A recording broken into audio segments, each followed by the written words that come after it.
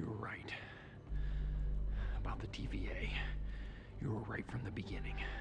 And if you want to save her, you need to trust me. Can we do that? Yes. Okay. You can be whoever, whatever you want to be, even someone good. I mean, just in case anyone ever told you different.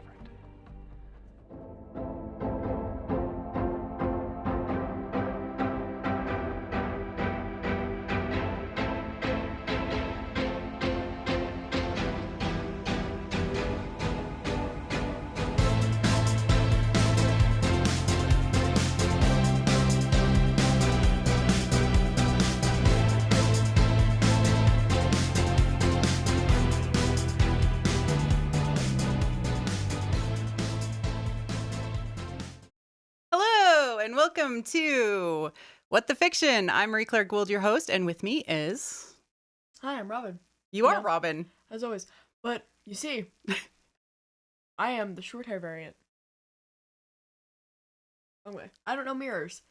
Yes, you are the short-haired variant. We are covering the show Loki with It's actually my real hair. I cut it. You did cut it. You're not wearing... It's not a wig. You're not wearing a wig, yeah. We're covering the show Loki. This is High Tea Loki, where we spill the tea all about Loki. And today we are having what tea? Mobius tea. Mobius tea. I'm sad. Yes. Sad. Guys, And I'm sad. what is it all about? As I pour the tea. So we're having Mobius tea. Theme is like bright gold, kind of, sun, if you will. Because he's the sunshine of our lives in his jet ski. Is that what you're saying? Yeah?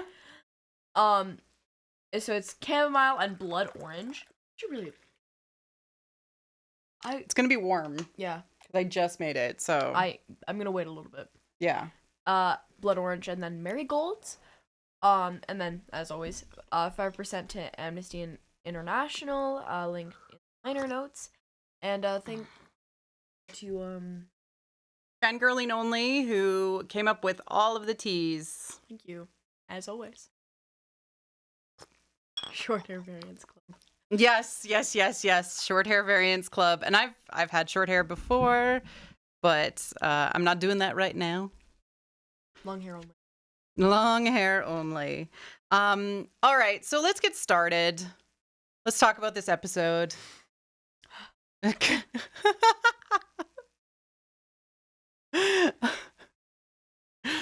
The Nexus event, which, I mean, we had the hint of that happening Makes sense. last episode. Makes sense. This episode had a lot of things going on. I'm just going to make this bigger because if there's a lot of writing on the screen, you need to focus on it. But the many contains unity of the one without losing the possibilities of the many. That was Carl Jung. It was a quote. I thought it was really, really applicable for this episode, and potentially what the rest of the show has on the go. There's tons of stuff going on. Self-love and multiple selves, from a psychological perspective. We're going to be talking a little bit about that. Highlights of TLJ. I just had a shout out from How Rude in the chat that I was wearing my Directed by Ryan Johnson shirt. I thought it was very apropos for this episode based on what happened. Okay, even I, a non-fan of Star Wars, was like, yeah, this is Star Wars. There was definitely some Wizard of Oz going on.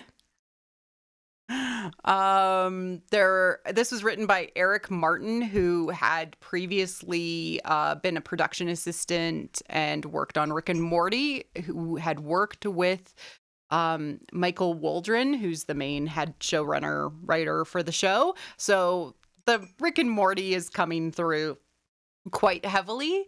And of course, free will, nature, organized religions, nonconformity. And sort of with that, I kind of want to take a step back and say, we are recording this. We're live streaming on Canada Day. And like the land acknowledgements that are always in the liner notes Yeah, they're even more important today. Yeah, they're even more important today because we have a lot of crap going on in Canada, and we just want to acknowledge that. It's been a really dark time in like discovering our history. I think some people always knew, especially amongst the Indigenous and First Nations people, kind of what had happened with our residential schools. But we have an ongoing systemic problem with our Indigenous and First Nations women, especially. Yeah. Today I spent time, instead of celebrating Canada Day, reading the report on the missing and murdered women, Indigenous women of Canada. And I actually linked that in the liner notes too, if you're interested in checking it out. It's a problem. It's basically a mass genocide going on little by little. And it's actually happening all across North America. So I really, really encourage people to take a step back and think about what colonialism has done to Indigenous populations. Like what advancement has done to, like the people who are. Yeah, exactly. And sort of in that vein, I want to actually read out our land acknowledgement, which I include in the liner notes of every single episode. So this show and the podcast that follows, associated with oral traditions, is produced in Calgary, Alberta, Canada. In the spirit of reconciliation, we acknowledge that we live, work, and play in the traditional territories of the Blackfoot Confederacy, the Siksika, the Piikani, and the Kainai, and also the Tsuut'ina and the Îyâxe Nakoda territories and nation, and also the Métis Nation, Region 3, and all other nations and peoples that live within the Treaty 7 lands. So this is just really important to me. I've included it for over 2 years in both What the Force and What the Fiction. And I think it's just a really important thing to think about. As well as the more we talk about it, the more we have a chance to actually move forward. And you can't acknowledge who you are as a person unless you acknowledge all sides. And that includes the darkness, and that includes the shadow that lives in your community, in your country, and family, all of the communities that you live in. So thank you for listening to that. Let's get back to the show. And let's talk about Loki. Let's talk about Loki. All right. So those were the themes that, I saw some of the major pieces that were going on. Another thing that happened on social media was, of course, the actress who plays Sylvie. She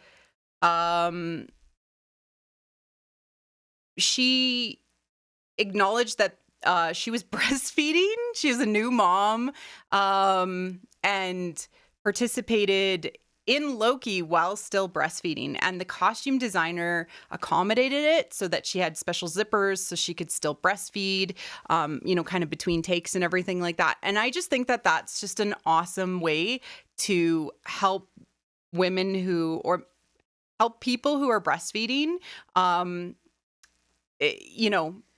get through that period of time when they're acting. And it's something that I know people across the world struggle with if they have to go back to work before they're finished breastfeeding. One thing that Canada does well does offer maternity and parental leave, but not every nation is that lucky. And it was just really, really great to see. Yeah. So let's start out. Young Sylvie.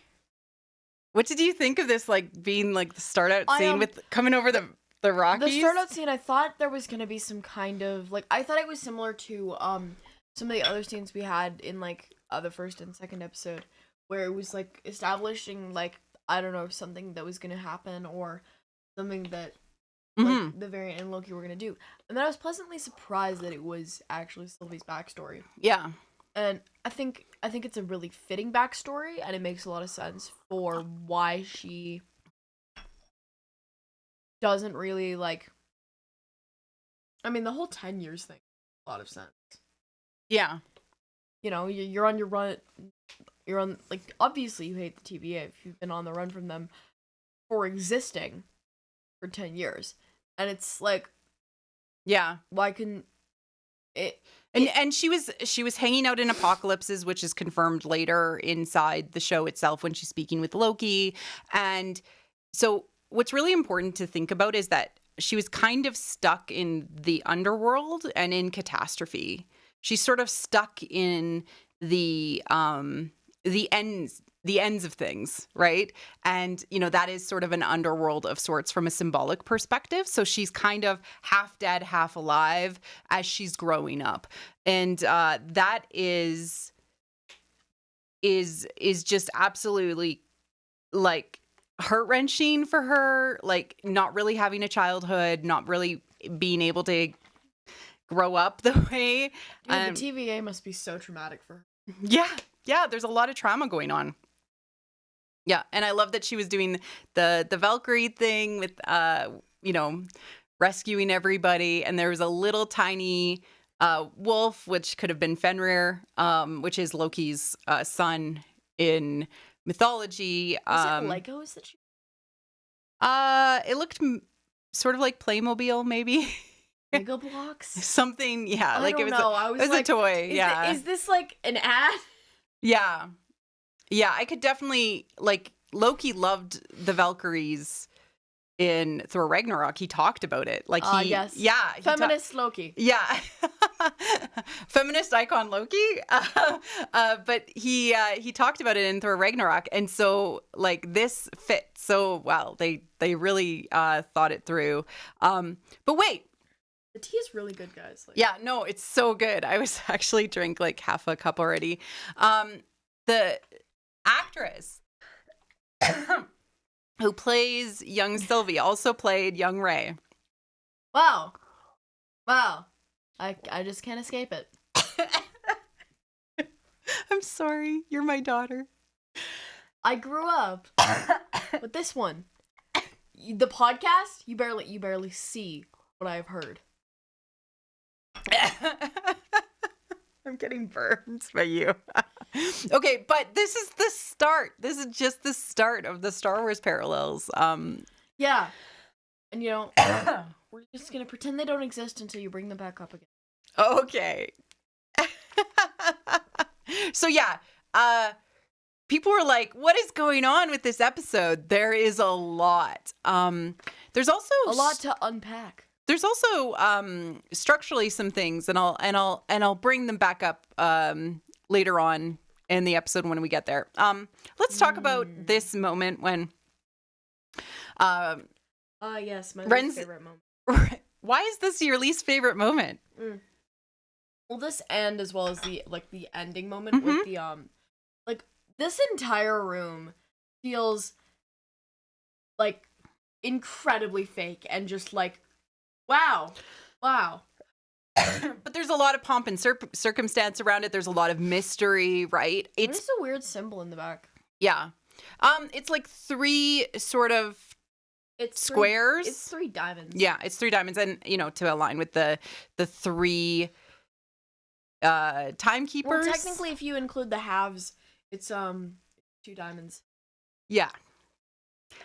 But it is framed specifically to have sort of a religious overtone, much like the Trinity in the Catholic faith, God, the Son, and the Holy Spirit. It is literally a triangle of things. Religion, don't remind me. No, but it's really meant to give that, you know, organized religion feel, sacred timeline, all of those things. Who knew the TVA was a cult? Kinda. Yeah, definitely. I mean, it's like people are brainwashed. They're not a proper business. They're not a proper business. No, we'll get to your rant. So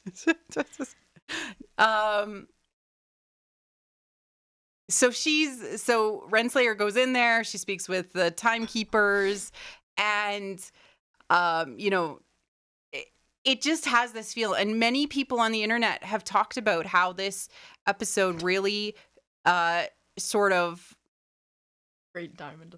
yes, the Great Diamond Authority.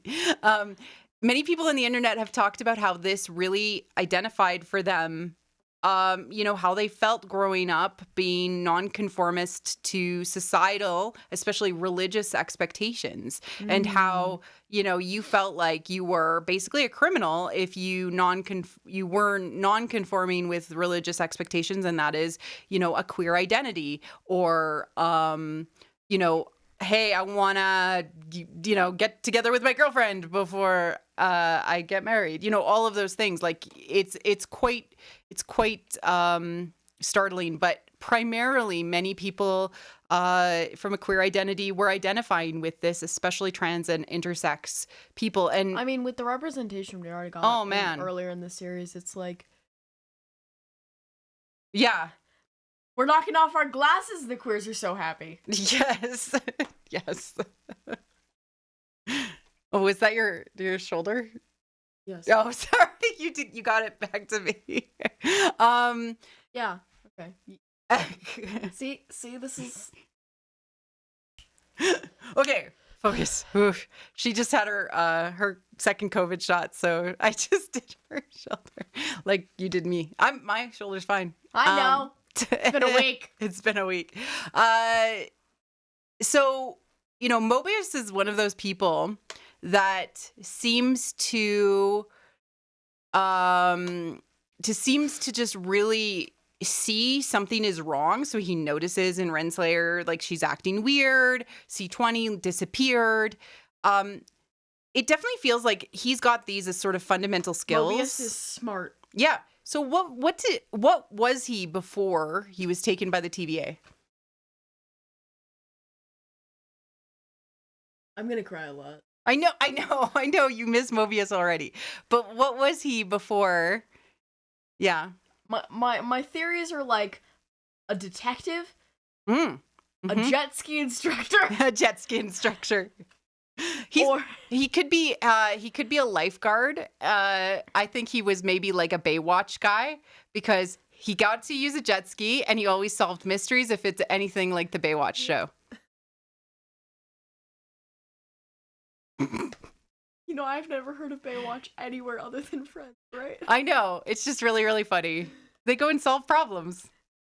Yeah, no, maybe not. Okay. Let's talk about chaos. Oh, Luminescent Lily brings up a good point, like FBI agent or like insurance investigator. Oh yeah, jet ski insurance. Yeah. I mean, if you don't get insurance on your jet ski, what are you even doing? Yeah. With a thing for true crimes. I love all these answers that are in the chat. Okay, so I love this moment from Sylvie where she says that, chaos just wants to break free. And I kind of had this idea that Lokis are just like the universe giving it more chaos to balance out the order. And because there is so much order happening with the TVA, that's why there are so many Lokis. I just think that would be really, really cool, is like the universe has a way of balancing things out. What? He's a retiree in Florida riding jet skis in Fort Lauderdale. Yes, I love it. Thank you, Lady B. Yes. Yeah, it's... I love every moment that we get with Sylvie and Loki. And then it leads into this wonderful, touching moment where they basically have a full TLJ moment. I have a screenshot of it. But they hold each other's hands, and that starts the Nexus event. That starts the Nexus event, which escalates up faster than any Nexus event that has ever happened, which can break the universe, right? They can't prune that timeline. The joke I made while watching this, because I make jokes to no one in particular when I watch TV shows, is, guys, it's totally platonic. Guys, they're just holding hands like bros do. If you don't hold your bro's hand, what are you guys even doing? Like, but it was framed as romantic. I know how it was framed. I know one of the writers was like, the question was whether it was just going to be a handhold or a kiss. And like that's literally they were considering having a kiss in this moment, which is fascinating. Handhold. You know, like the people who hate this ship are like so what, boring? Don't like fun? No. They're scary. Why are they scary? People who argue with ships to an aggressive point and try to convince the group populace that the ship is toxic or bad. Those are called antis. Yeah. Yeah. Or antis if you Did you literally tomato me with antis? Yes. Antis. Okay. Siblings don't look at each other like that. Okay. I'm going to make this big real quick and just say that's an erection joke up in the corner there with the timeline. Nothing that big has ever happened before. It exploded off the timeline. I thought you had some semblance of respect for yourself. No, none at all. It was a sex joke. It was awesome. I don't care. But this is live. Yeah. I love this moment when they're being taken away and they look at each other. They look at each other like just so broken. Just like, oh no, I'm worried about you. Oh, I love them so much. I love them so much. Well, Loki's the simp here, guys. Yeah, no, we totally simp. And then this moment with Mobius calling Loki, you weren't just a bad friend, you're kind of an asshole and a bad friend. Mobius, listen, bro. He's trying to warn you and be a good friend. Shut up. Yeah, he just has trouble like telling the truth all the time. Like, but he's been trying to do good. Right? Loki character development. It was Spedman. Yeah, and he tries to tell them that the TVA, is lying to him. TVA is lying to you. I know. The TVA is lying to you. He's being hauled off. They're TVA isn't ethical, guys. It's a horrible business. Do not support the TVA. We're gonna boycott the TVA. Now we're gonna have Loki in a mailman costume. That's such a shout back to last episode. That's amazing. Oh my god, mailman Loki. Yeah. But that reminds me of The Good Place. Oh yeah. Chidi and the mailman. Chidi. Then we get Loki is stuck in the time cell, so he's basically in a mental rumination chamber, and like no matter how much you fight it, if you end up having bad thoughts that you end up ruminating on, this is how it plays out. It's really, really fascinating. So you end up like kind of trying to bargain with yourself. You end up trying to, end up trying to eventually apologize, and the bad language that's on the inside still will say the same thing. Right? Guys, we're gonna cancel the TVA. Yeah. All-time cops are bad cops. They're being, like, I know it's all fake and everything, but like the way that they're portraying it, I don't support that. No. I'm kidding. But this moment with Sif is actually from like the mythological story. Like, so Lady Sif, who in like the stories of Thor and Loki and the Azar. I was just like, what? Yeah. So she was married, Lady Sif was married to Thor. Right. In the story. I'm so sad I didn't do something. What? Leave. What? I wanted to time the first time he went in there through the time loop, and then I wanted to track through the other scenes how long he would have been in there. Sort of like people have calculated out Groundhog Day. Yeah, maybe. Yeah. I was gonna all of. So this story for Loki is pretty important because he kind of just does it because he's bored. Lady Sif falls asleep on a rock after washing her hair, and falls asleep on the rock. Loki walks up and like cuts off her hair, and she ends up having a bald head, and to make up for it, he has the gnomes who live in the Underdark. He goes down there and he basically Odin tells him to. Yeah, he's like, no, you got to go do this. And because he had his allegiance technically to Odin, Odin could call on him at any time if he needed to. And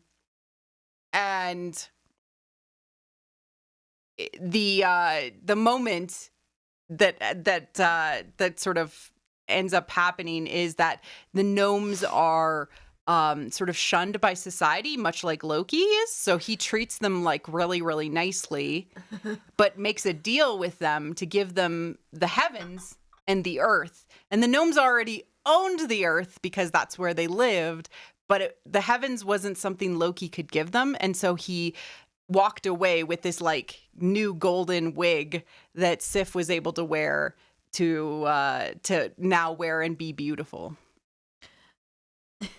Chat Yeah. is hilarious. Yes. A road equal Kyle Gold. People are Why are we ranty. theorizing about my father? I don't know. They're funny. Like, y'all, he borrowed my wig to do WandaVision. Like, yeah, no. it was my wig. The blonde one? Yes. It was mine. Yes. But I did want to talk a little bit about Loki, just high level things. His name means fire or tangle or not. His name is really close to fire. It kind of sounds like it in Old Norwegian. But it also sort of means tangle and knot. It's because he's the god of fire, mischief, nets, and in some contexts, sex, because he has a lot of it. And generally known for screwing everything up for everybody. Also going against... including screwing people. Yes. And not just their lives. And a horse. I don't want to talk about that one. But he's also known for going against the laws of nature. So, this is the non-conforming king, right? Man's disobeys the laws. Yeah. He is eventually bound and chained to a rock, much like Prometheus, who was also the god of fire. Giving What is the gods of fire? So I'm just getting chained to rocks. I don't know. He had a lot of kids, and this is really important. So Hel, who's the goddess of the underworld. So him being bound and chained to a rock is him in the nothing. Oh, okay. Goddess Hel, goddess of the underworld.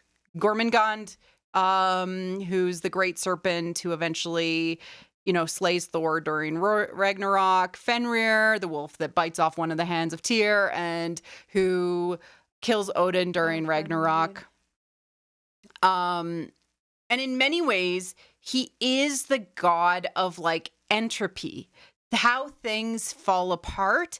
If things are in order, it is part of his duty to make them fall apart, to break. That is the role that he plays within mythology. And I just really think it's important that we keep that in mind, because they are looking at the mythology by including in the Sif cutting of the hair. They know the Loki mythology, and so he's like he's the breaker of chains. He is the thing that goes against authority to test it and to make things fall apart. He through his living his life ends up having kids that bring about the downfall of the Aesir, which are the gods of Asgard. Like, just by living his life, he helps too. He kicks them out, Just, by being casual. Being casual. So I think it's just really, really important that we keep that in mind as we sort of look at that. I did include a link in the liner notes to the tale of Sif getting her hair cut if you're getting Loki cutting off her hair, her golden locks, if you're interested. Okay, I did have a question for the chat, because this is something Kyle brought up, not only the vampire thing, which people are like, oh, lead into Blade or a hint at Blade. Cool, yes.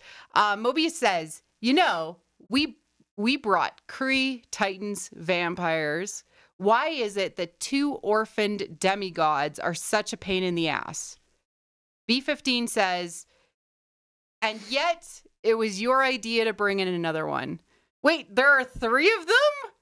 Wait, are there 3 of them? Or was it just a weird, text editing outcome? It kind of sounds so... Sauce. So Mobius is talking about the 2 demigods. And then there's another one. Like Loki, our Loki that has been brought in from the show. Am I wrong? Am I confused?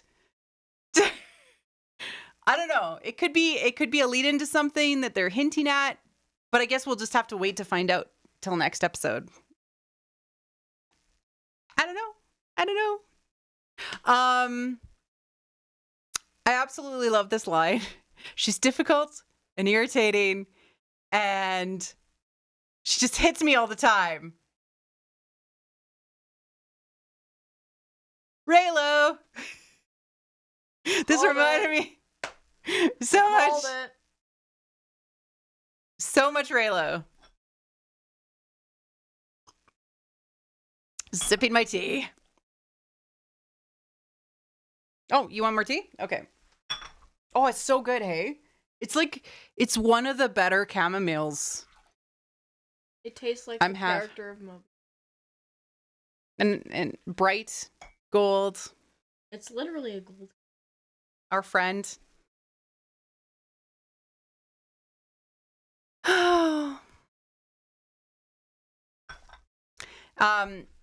Of course, Mobius goes, she's dead.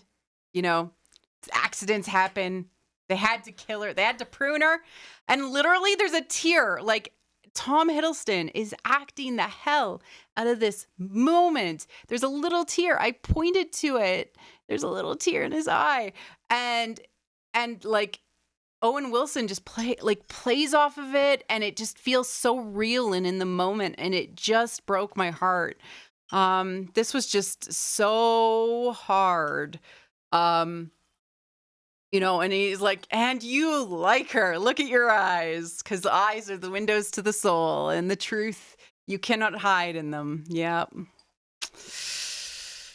And then we get this taunting, right? This is sick and twisted. Bro, he's like a typical auntie. This entire convo was so well done. I was like, I mean, you're right, Mobius, but you're also wrong.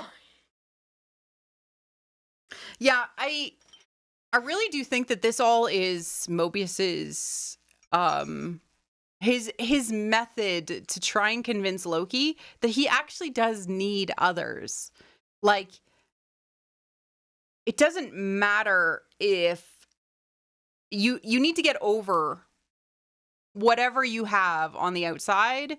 You need to have others, and you need to be with others. And even if that other happens to be another version of yourself, you need to rely on community. And Mobius wants Loki to rely on him, but also he recognizes that this is something that has been missing from Loki's life, and he needs more people in his life.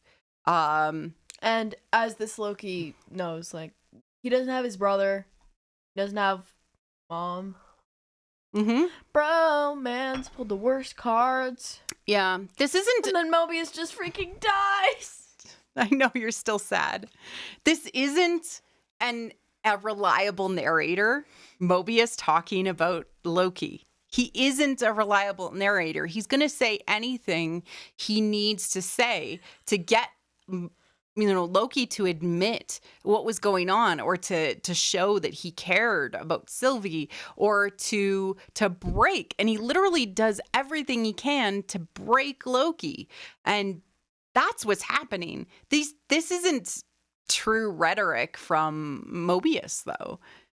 I don't think that he has a problem with their setup necessarily. No, I don't think he cares. Yeah. Time and space lets whatever it does happen. This was really a powerful moment because, like, it showed how much he now understood about Sylvie in the short period of time, the train ride that they took. He now... I mean, but also, I felt like one of those moments where it's like, so you'll say this, and you'll go, oh, okay. But let's just humanize. Can you just humanize? Thanks. Yeah, no, over the course of the train ride and the time on Lamentus, Sylvie has become Sylvie in Loki's mind, and naming something is powerful. Sylvie. That name sits in his heart. That's important. He would prefer that she was called even posthumously. In the shape of the organ, there's just like a carving of the word Sylvie. It's written all over his heart. Yeah, exactly. Oh my goodness. And it's the things that you're willing to do when the end of the world happens, right? Like it's like that song that's on the radio. If the world was ending. If the world was ending, you come over and stay the night. And you'd love me just for the hell of it. All our fears would be irrelevant. Yeah. There's another song. That That song actually played today in the car. Oh, nice. But this all leads to basically, like, the poking and the prodding from Mobius all leads to him basically just saying, like, you're all variants. Like, don't you understand the insanity of all of this? He's finally broken down his walls. And yeah, this is just a really powerful moment. And Owen Wilson and Tom Hiddleston, like, were acting so well together. It was really solid. We have these great moments, of course, with that poster was just like, yes, TVA brainwashing its people. Yeah, with Hunter B-15, who had been touched by Sylvie, was starting to remember. This poster is organizational like hell. I hate it. I hate it so much. Did you get all the variants? No, sorry, I'm laughing at the was touched by Sylvie. I mean, sorry. Are you okay? Did I break you? No, I was just like, mentally I was like, that's what she... Oh.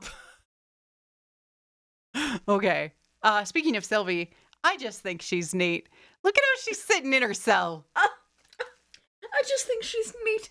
I don't have a crush on her or anything.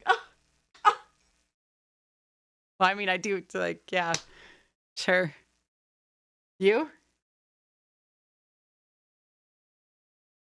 I don't know. You're not going to answer me? Fine. Wait until Miss Marvel. Okay. You're like, that's more my age range, Mom. Fine. Fine. All right. Hair watch. Ah, yes. My time to shine. This episode. So, as you all know, we do hair watch.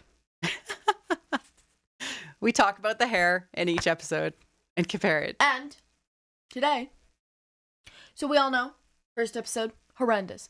The second, third episode, fine. But today, I'm giving it a 7. I know, shocking, the highest rating we've seen so far. It changes quite a bit. I mean, He's very sweaty. as my mom says, he's sweaty. And I don't know. Is that a good thing? At the end? Is that a bad thing? Does it make his hair greasy? Does he need conditioner? When has he had a shower? He could just, he's got like magic. No, he had a shower in the second episode. You just didn't see it. Mm-hmm. When they went to the to the rock cart, he got rained on. No, well, there was a slight different. Well, I mean, in the third episode, he like and was clean again. Oh, that was the second episode. I'm bad at episode. That was episode 2. Yeah, you're right. In the rocks cart, he was like, whew. Yeah, that was maybe he that bathed. was that one. Maybe he bathed then. Yeah. Oh, clearly. Although that is still my favorite, I think that this episode is like good for hair wash, so it's a 7. Even though episode 2, my beloved. Love does something to Loki's hair. Okay. I do not like first episode Loki's hair. It's good. We cut back to Renslayer and Mobius having their discussion. Mobius is trying to get more information. And in the background of this episode, of this like moment in Renslayer's office, she's playing the Swan Theremin music again. Dude, that's the music that's playing. Theremins are so sus. Like they are. Ravonna Renslayer, kind of sussy, bro. It's like magic, right? Like it's like invisible strings that's being pulled with the music. Awfully sus. Yeah. I'm not gonna apologize for that one. But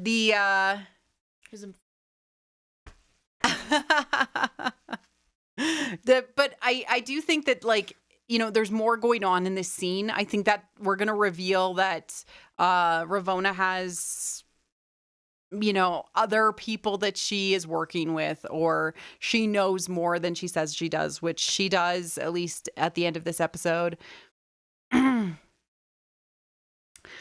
The potato doing watching the show just before showing up. Panic. Of course, we get B-15 and Sylvie. B-15 wants the answers, so she takes Sylvie back to the rocks cart. Disaster. Yes. Rocks cart. Yes. It's such a bad branding name. This is sort of the how can you deny the truth that's inside of your own brain? It's really really interesting. Well, how they're playing it out. Hallucinations are a thing, so your brain isn't always honest to you at the time. Mm-hmm. Yep. Do you think people ship Sylvie and B-15 for that one moment? No, I don't think so. Do you? You can. No, I don't think I ship it. I just wonder if someone does. I mean, you could Google AO3 tags. I don't want to touch them. That seems like smart moves.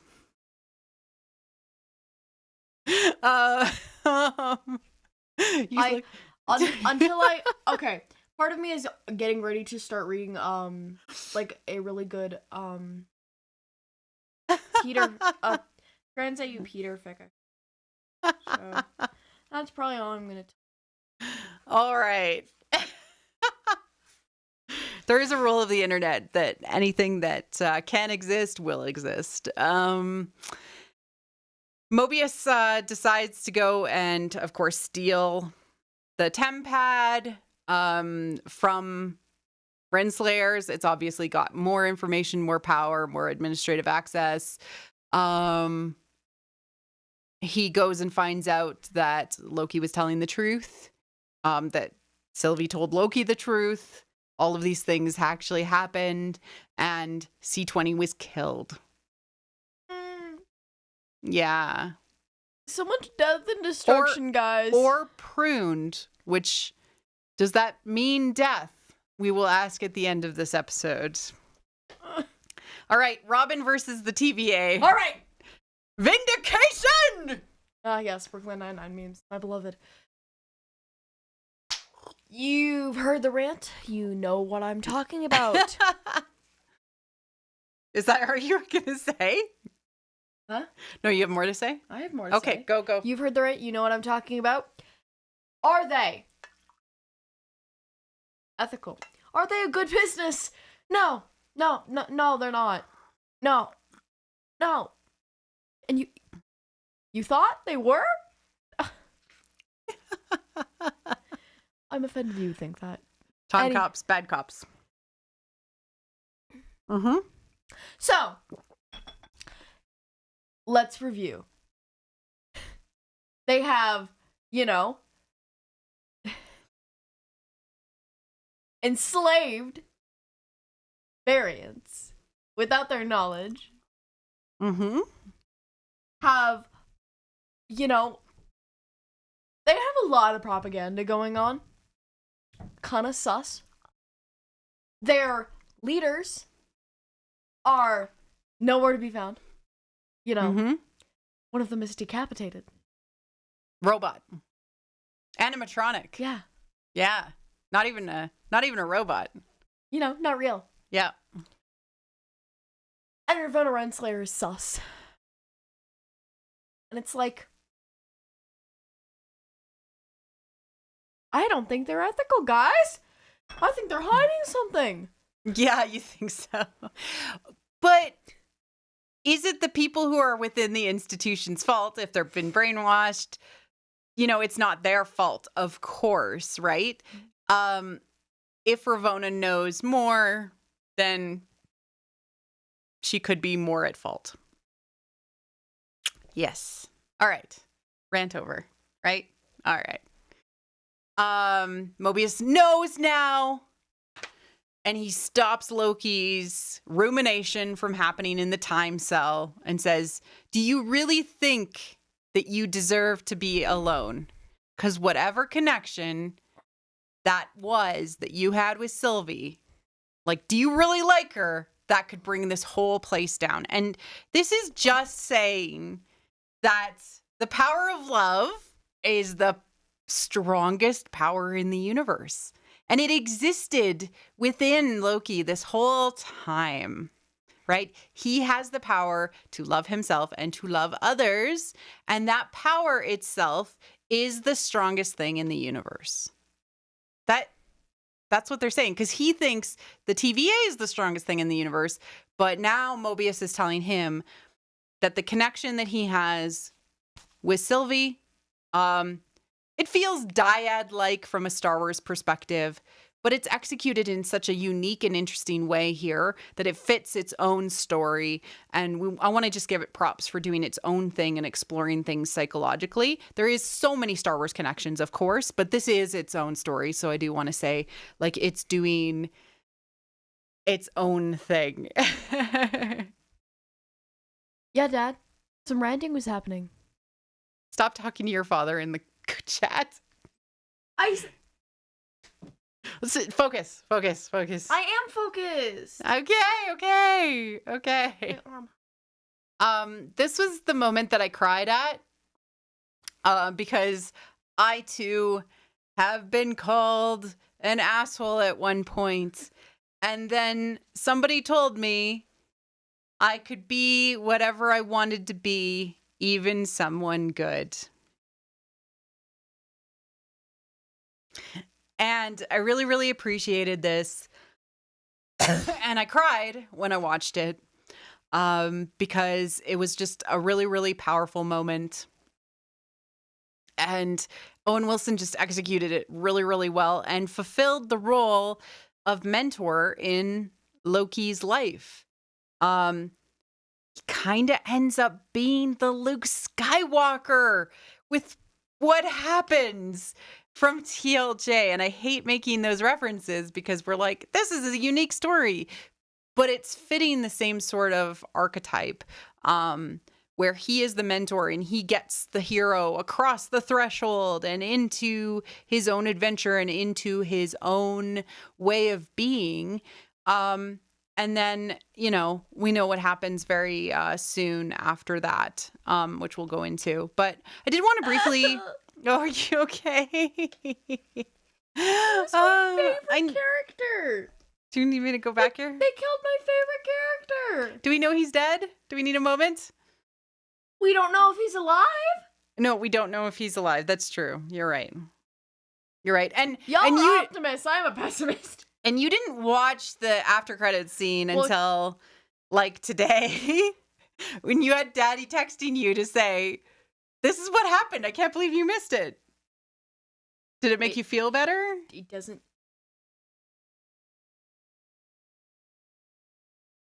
Doesn't mean he's alive.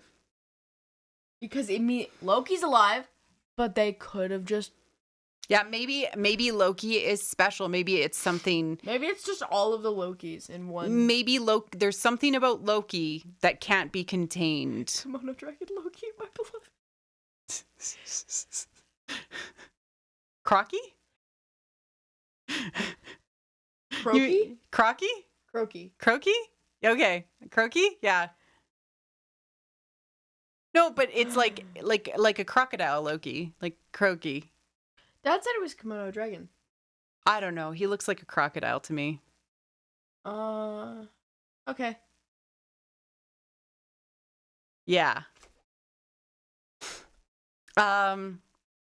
Okay, let's talk about multiple selves theory. So, I've been talking a lot about Jungian archetypes, and Jung is one of the major influences into this theory of personality. And so, a long time ago, people started to understand, hey, how does personality develop? How does personality change? And this theory comes from the place that personality is a combination of all of our previous experiences. And so when we experience something formative as a child, and then we don't experience something similar to that until we grow up, that child that experienced that is still existing within our psyche. And if we were to experience that situation again, so say we were in a car crash and we behaved in a particular way, there is a chance that unless we had worked on how we were to react to those sorts of situations, that child personality, that type of self would come to the forefront if we were in a car crash again. And that's just like one version of multiple selves. There are tons out there that they talk about within psychology to give us an understanding of how personalities develop, and then also how personalities can be chosen to change. You can actually choose to create new personalities for new situations. So an example is, hey, I need to be a different person with grandma versus my parents versus my friends. We put on these like masks about ourselves. Jung would, call that our persona, right? But they also exist within our psyche. And if we become used to them enough, we actually have multiple versions of these things that come out of us. It's much like when people would say, something took over him, right? Or she was a different person that day. That's the sort of idea that is behind multiple selves theory. And, we haven't always had words for this from a psychological perspective. And many of these theories do not say that this is a negative thing. It's only like if it ends up sort of interrupting your ability to exist in community and with people that you love and do the things that you want to do that make you a functional human and happy, right? If these things are getting in the way, then yeah, that's more on the disorder end. But many people have this sort of multiple truths within them, and that's perfectly okay. I just think that it's really, really fascinating how they are going into this from a storytelling, literal perspective, right? Without necessarily saying that this is actually what happens inside of our psyche. We have different versions of ourselves. I have a kid version of me that exists within my psyche, but it doesn't necessarily actively take over unless I'm in a particular situation where I get to feel like a kid again, you know? I.e. whenever you watch Star Wars. Yes. It's really cool because, you know, they didn't have words for this a long time ago, and so they would say, you know, people were possessed, or, you know, they acted in a different way, or some cultures accepted more personality and, you know, fluidity within people's selves, depending on the culture. And I just wanted to point that out because they're telling something that is meant for us to use as like an imaginary world where we can think about these concepts in a fun and interesting way from a fictional perspective, but they're actual real concepts that can be used to, you know, have a conversation with yourself. All of them. Really cool. Anyways. Okay. All right, now it's time for Moby's morning. Maybe I had a jet ski. Go back to that one slide that I requested with Mobius hard eyes in the jet ski. Yep. And then he was pruned. And I was so sad for you. I actually watched the episode before my mom this time. And I was just like, will be the saddest you've ever been. I was sad, but I understand what the death of a mentor means from a the story perspective. I know. Okay, so in story, and Hollywood tends to be a little ham-fisted with this, right? The mentor can literally say goodbye. Saying goodbye is a death of sorts, right? Because you're severing the relationship, right? But you need to push the hero to go and save the day, right? This is part of this. And usually the mentor is sacrificed in a, you know, heroic sacrifice because it creates more impetus for the hero. What is life without Mobius on a jet ski? I would prefer Mobius be back and we get to see him on a jet ski. This is all I want out of life. I really hope that he comes back and that he isn't perma-pruned. Mobius is in the sky with the jet ski. Mobius is in the sky with the jet ski. Yeah. You can't cut Mobius. I refuse. The elevator scene, which another Raylo scene. What the hell? Yes. But awkward elevators, guys. But I this is so important because, you know, Sylvie's like, so what was the Nexus event that caused you to to take me out of my life, to make me go on the run? And Ravona's like, I don't remember. And this is a truthful thing that sucks. This sucks. So sometimes when bad people do bad things to us and cause us to have trauma, they don't even recognize that it was a bad thing. They don't even care. Sometimes they don't even remember. And you expect your trauma to have had an impact or a meaning or an ounce of at least a little bit of a maybe regret. I shouldn't have done that. Yeah. And those people don't always care, right? It's very rare that people see things from your perspective and understand your trauma from that perspective because you're the one who's been sitting with it. You're the one that's been carrying it around. And this is such an important moment. And then, of course, what happens next is also really, really important. Do you want to do the next slide? No, I want to go full. Oh, full screen. Hey, okay. Okay. All right. No. Time for Raylo. Okay. Okay. Yeah, no. I was like, there is so much TLJ in this movie or in the show. Okay, let's go through it. I tried to catch all of the moments that reminded me of it. So it starts out with them sitting on the rocks. And truthfully, I do think that Loki is framed as Ray.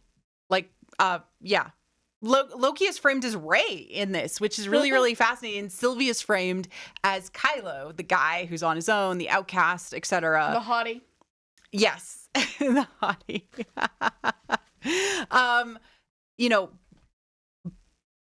But Sylvie has Ray's backstory. It's just cinematography. Sure. Sitting across. Stop talking to Dad in chat, Mom. Yeah, you just come down here and talk, Kyle. We got the timekeepers, very Snoke-like approaching of it. This is my thing. I was the one who said this. I know. This is awesome. So I noticed initially that this has the battle scene and this scene in particular with the people all seems it really reminds me of the Let's Kill Snoke scene because it's yeah, it just has that similar framing and it feels. Yeah, you yelled that at me and I was like, oh my God, I gotta watch this episode. And then I wasn't able to for hours and hours and it was agony later. Working. The fight, the throw of the saber to stab the person, the actual stabbing of the sword for Loki, the back-to-back. Yeah, somebody loved that fight coordination. And then it even goes further into the Rise of Skywalker. Stop! It goes further. Stop! And Loki and Ben both disappear. What are they doing? Loki writing staff, are you friggin' Raylos? Are you? I love you. I know that a lot of people struggled with this, actually, the throne room scene, because many Raylos who have loved these things got caught up in the fact that they're being used over and over again. They were used again in Star Wars in the Clone Wars season 7. But it didn't have the same. The blue filter. The blue filter is almost the same. It's just slightly more. It's slightly more green, which is really interesting. Blue filter, my beloved. Green. It's okay. So in Clone Wars season 7, it was Maul and Ahsoka. It didn't have the same meaning. It didn't have the same textuality. Whereas in Loki here, it absolutely does. And so this is a use of cinematic parallels, a shorthand, if you will. It's like a composer using Dies Irae, Dies Irae, Day of the Dead, for the use of something that is spooky, creepy, or evil. That is something that is used. It is a tradition to use this music in this way, this theme, right? And it shows up everywhere in music. This is the same thing that happens. George Lucas did it all the time with the Searchers, etc. I also want to say that in a 6-episode arc, both episodes 3 and 4 are the darker middle chapter, just like The Last Jedi. And so, they're cribbing from the best darker middle chapter that has come around in the last 10 years. They saw how it worked, right? I mean, my favorite Star Wars movie isn't even the 9 movie. I know. Solo. It is potato in chat. It is also really funny that they used I Need a Hero for Sylvie, who is paralleled with Ben in this episode, which is it was a massive meme that was put together by a Raylo, him running into Exegol to I Need a Hero. And that was framed in that episode. In the second episode, we got I Need a Hero. And I was like, they're framing this bad person, quote unquote, as a hero. I said that back then. And they don't use this song unless they're actually a hero. And look, lo and behold. Oh, they're a hero. Yeah. So episode partially directed and written by Ryan Johnson. And I'm wearing the Loki shirt, as always. Yeah.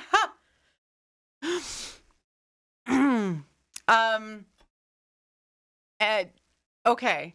But let's talk about the background, which I stole a little bit of from the mysterious, spooky scene. Right? This background actually reminds me of,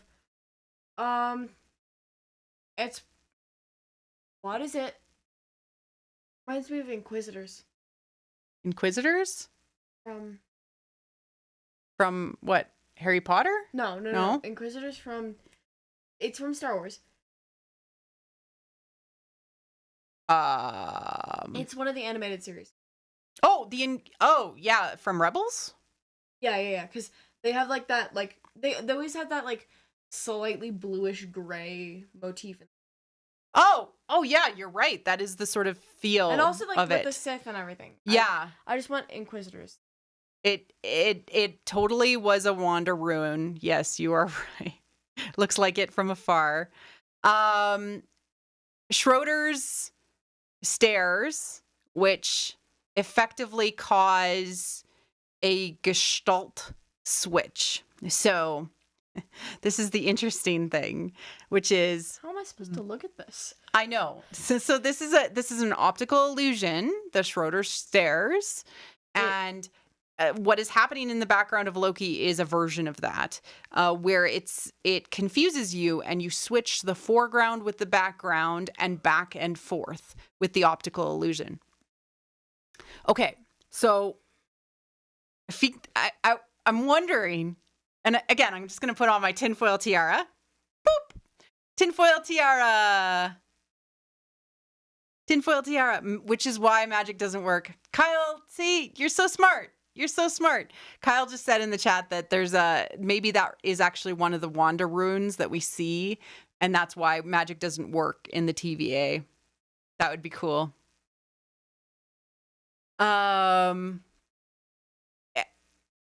Okay, so in those optical illusions with the Gestalt effect, the background becomes the foreground and the foreground becomes the background as your brain switches. And so I'm wondering if something that was in the foreground will become the background and the background will become the foreground. Something like that. Like maybe a background character was actually behind this the whole time, or a secondary character that we're already familiar with. I just thought it was maybe Renslayer, right? Like, but I just think that like the choices it's such a purposeful choice. It's such a purposeful choice.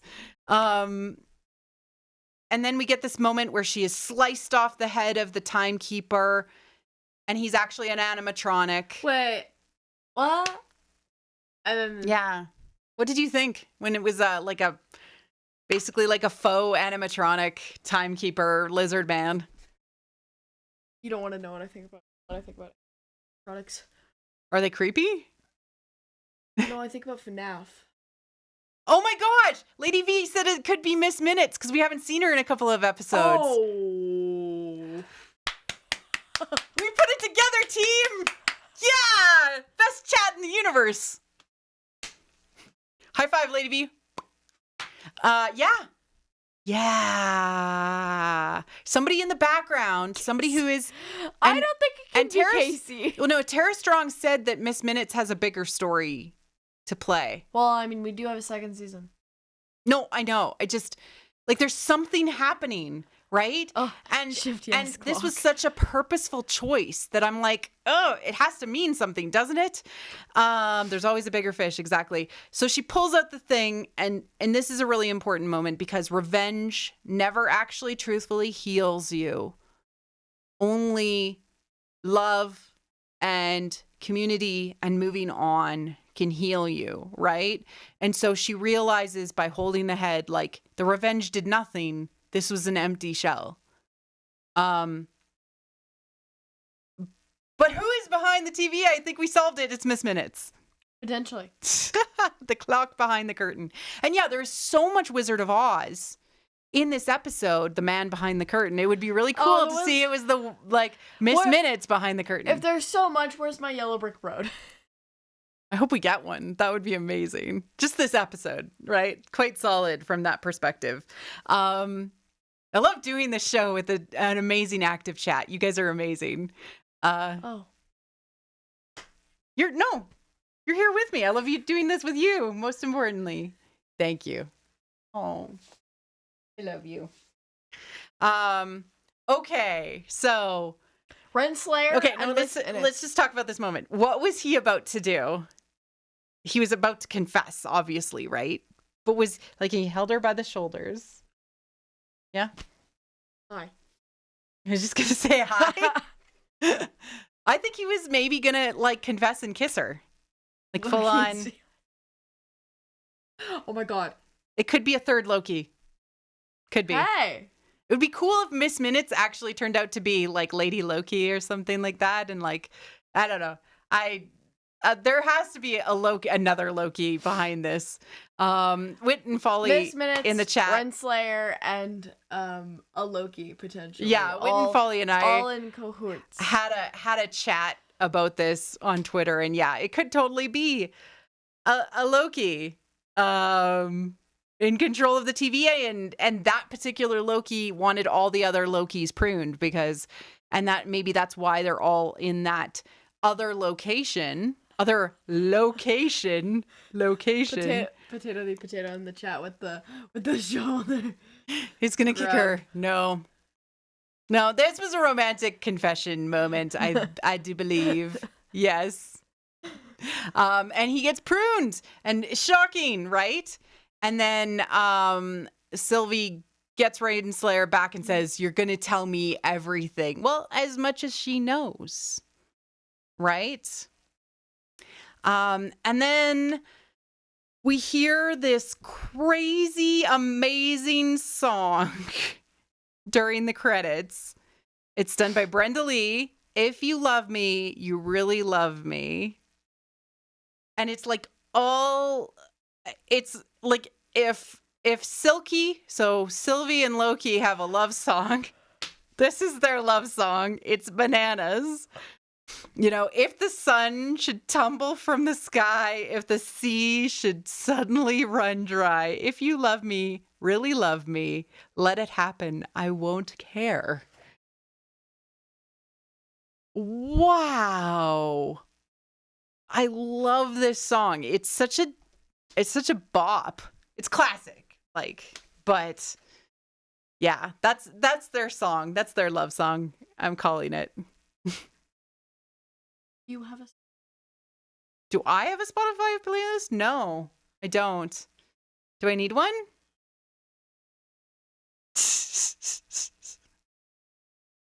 I'm glad.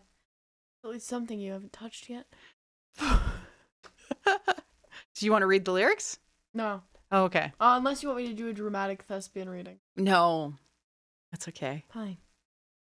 And then we show up with our, on our wherever we are. Looks like a broken city. Yeah. Reminds me of the New York. Yeah. Again with that blue filter. Absolutely. Again with the blue filter. So we have, is it Croaky or Crocky? Because he's Crocodile Loki, or he looks like a crocodile to me. I'm sorry. Trigon. And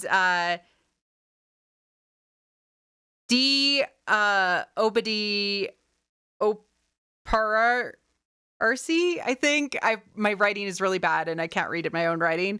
He's the man with the hammer. It looks like maybe he was a worthy Loki, which is really cool. And then of course we have Kid Loki, which is Jack Veal. He's been in a bunch of stuff too. Little kid. Oh my gosh. Crocodile alligator. And classic Loki. Loki Old Doodle. man Loki. Oh. Richard E. Grant. Look at his costume. That is straight out of the some of the original comic books. Classic. With the horns, I like the horns. Oh my goodness, they're classic, like the full horns, jester outfits. Look, you could go like this with it. Yeah, another Star Wars connection. Richard E. Grant was in Tross, of course. Sorry. I thought we don't talk about Tross. I mean, we don't, but okay, just like some fun stuff. I've had Croaky for a day and a half, but if anything happens to him, I'll kill everybody in this room and then myself. Yeah. That's how we feel. There's some cool tweets. Croaky, my beloved. All that came out of everything. And of course, I love Richard E. Grant. He was the Scarlet Pimpernel in the BBC miniseries, and I love him so much. He's so good. He's amazing in that. So if you have not seen that, go and check it out. He's just absolutely amazing. And Scarlet Pimpernel, at least the first book, starts out as like solid. They're married, but they're enemies, and then they become lovers. It's amazing. Baroness Orcsy is amazing. So please do check it out. You mean enemies to lovers? Yeah, it is enemies to lovers, but but they're married and they hate each other so much. Enemies to lovers. They're not. Yeah, they just hate each other so much because Hatred to lovers. he thinks that she is on the opposite side of a conflict than him, and so he thinks she is his enemy, but It's she enemies is to lovers, and you're just being more complicated about it. I'm just trying to explain that it's really, really good. So they're married well. and they hate each other, and then they end up like resolving everything, and it's wonderful. Okay. All right. I do have some questions to wrap up everything that we've been talking about today. This episode was like maybe the best episode of TV I've seen in a really, really, really, really long time. Oh, I actually my shirt green screen. The green screens, yeah. Okay, so one of the major themes I saw for this episode was love is all you need, right? Love is the most powerful thing in the universe or any universe. What are some themes that you saw? I'll give you a pass if you're feeling gross. Enemies and lovers. Enemies and lovers. Huh. Two and? Two hands. There was like death. Death and life and new beginnings. I mean, it follows Star Wars in so many ways in that loving the universe with unconditional love and compassion is the goal, right? That is more powerful than the hate. Hate is easier, but loving yourself, Hate will make you loving more, others. Hate will make you more upset. Exactly. And then having interconnections with others is also really, really important. It also seems to be, I have some fears out of this episode, even though it was so good. It was so good. I was caught up in how good it was and how much it made me feel. I screamed, I laughed, I cried. It was great. I have some fears. So typically in stories where there is multiple versions of yourself, there is some sort of event that causes those multiple versions to disappear, right? Or to be consumed back into the whole. Like that's the point, right? And so I'm worried about that.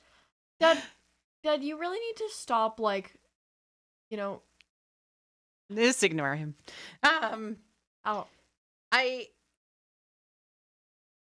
I still think that Sylvie might not be a Loki, but only a person that I think has. she is a Loki. No, okay. So in so many ways, my preference is that she's a Loki, but I've just been thinking about some of the choices that were made specifically with this episode and the last episode and how things were described.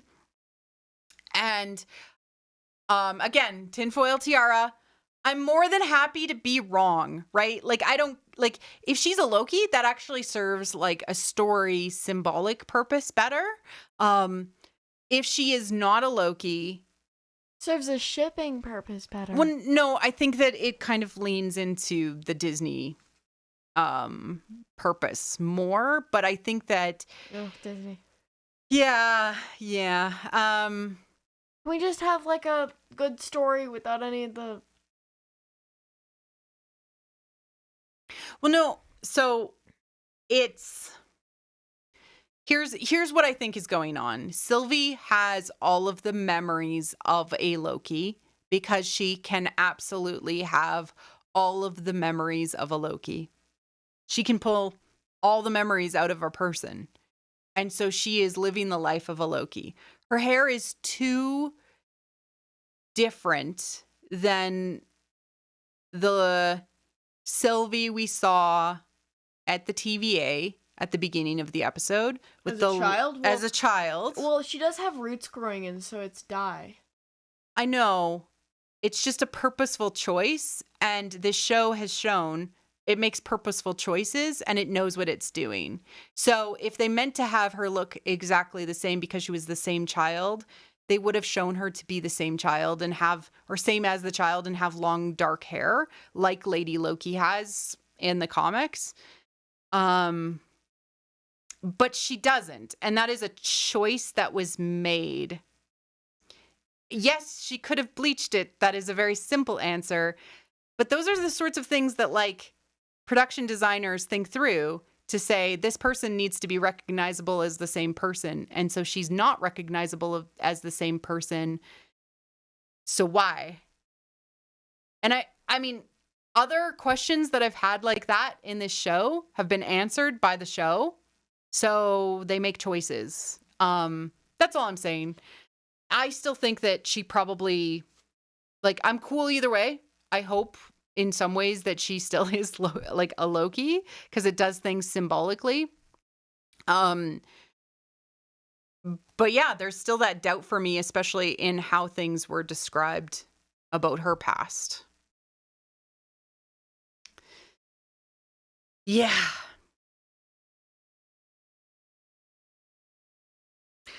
Okay. That's where I thought. Any other speculation you have for the end episode? I'm tired. You're tired? Okay. And I have a feeling we're gonna be back at the TVA, and I have a feeling that there's something bigger going on. That's all I know. That's all you know? You're just here for the last 2 episodes and the fun ride. Yay! All But you know, right. as always, if we're gonna end soon. She could totally have canonical reasons. I think we will discover those reasons. Last 2 episodes, guys. We got like 2 hours left. Come on. Mm-hmm. Yep. Well, yeah, the last episode might be longer too.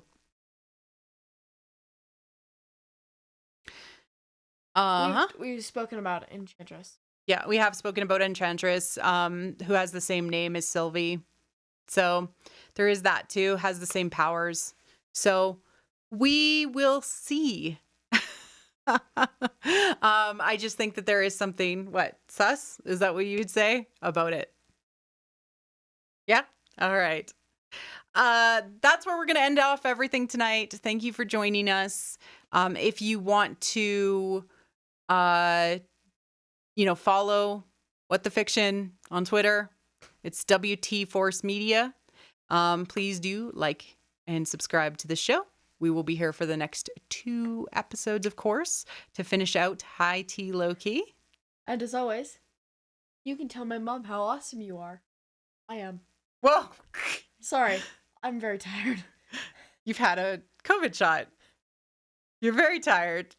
How awesome I am. Not you. Okay. I'm awesome. That's okay. Thank you, everyone, for coming out. Thank you for the active chat if you're listening to this on the podcast. Thank you and farewell. Take care.